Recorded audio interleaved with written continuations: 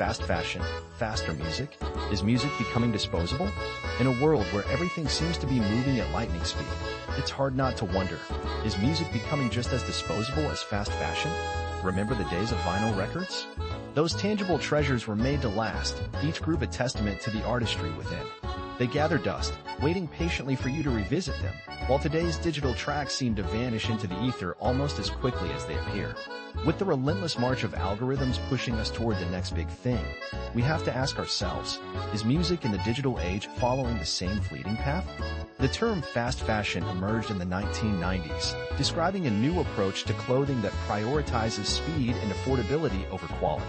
This shift has led us to buy more clothes than ever, over twice as many items each year compared to the 1980s, only to toss them aside for the next trend. It's not a stretch to say that music is now caught in a similar whirlwind.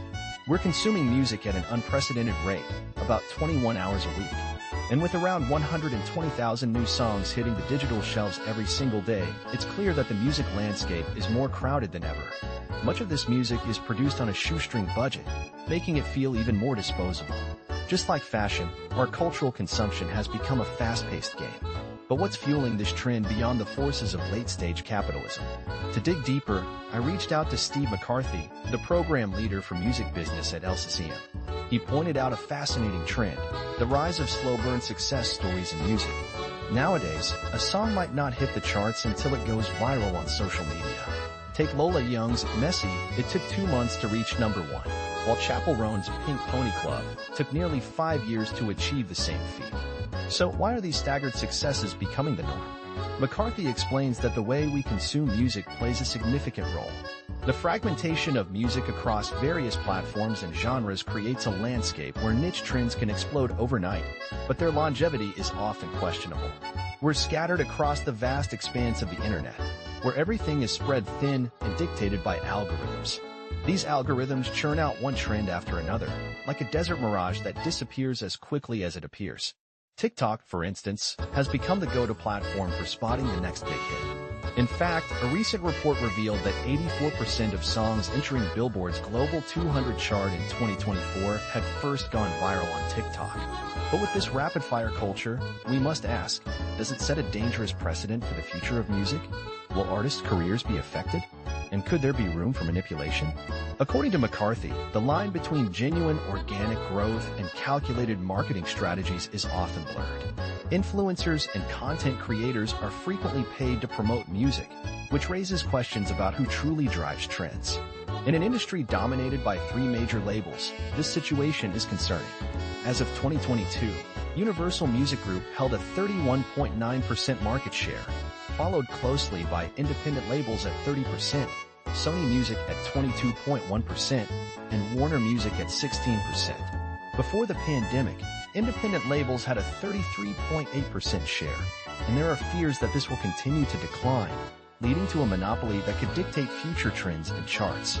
This monopolistic trend poses a significant challenge for artists. They now find themselves at the mercy of a volatile landscape where virality dictates success.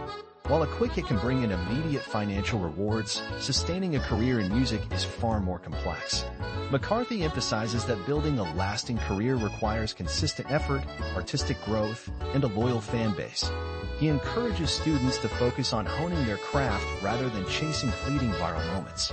However, whether major label executives share this vision remains uncertain, as many artists have reported feeling pressure to create TikTok trends as part of their marketing strategies. On the flip side, major labels argue that virality is an essential tool in today's music landscape. Jack Meluish from Armada Music shared that when harnessed correctly, social media can help artists connect with new audiences and revitalize their work. For example, MGMT's Time to Pretend saw a 96% increase in streams after going viral on TikTok among high school students. Meluish explains that this increased recognition creates a positive feedback loop. Artists with a broader reach can promote the tracks that brought them new fans, leading to even more streams and followers. In this age of social media, engaging with fans has become crucial for building an artist brand and expanding their reach. But are we simply nostalgic Luddites longing for the organic, timeless feel of the analog era? After all, the sustained growth of artists like Chappell Roan doesn't fit the mold of fast music. The concern is that a new artist might experience a minor viral hit and be pushed to conform to trends, potentially stifling their creative journey and limiting their success. Imagine if the Beatles had been forced to chase viral hits instead of being given the freedom to evolve artistically. Would they have ever created masterpieces like Revolver if Love Me Do had gone viral? While SGT, Pepper's Lonely Hearts Club Band, remains a timeless classic nearly 60 years later, today's artists might not have the same creative liberty in a world driven by instant gratification. Beyond financial implications, the psychological effects of this digital-first music industry are profound. Do future musicians see themselves as artists or mere content creators? McCarthy notes that our understanding of art is shifting. Music consumption is no longer just about listening, but about interaction and participation. Yet, is it becoming more about consumption than connection? Is the shuffle button making music feel more disposable and less sustainable? Looking ahead, McCarthy suggests that the industry may pivot towards immersive experiences driven by augmented reality, fundamentally changing how we engage with music. Will this deepen our connection or further accelerate the trend of disposable consumption? As we navigate this fast-paced world of virality, we must pause and reflect. What happens to music that doesn't trend? If an artist's value is increasingly determined by an algorithm, does the concept of an enduring legacy still hold significance? The digital tide may be unstoppable, but whether it washes music away or preserves it in new forms remains an open question. We're still in the early stages of this digital-first movement, but it's clear that trends are proving to be more disruptive than beneficial.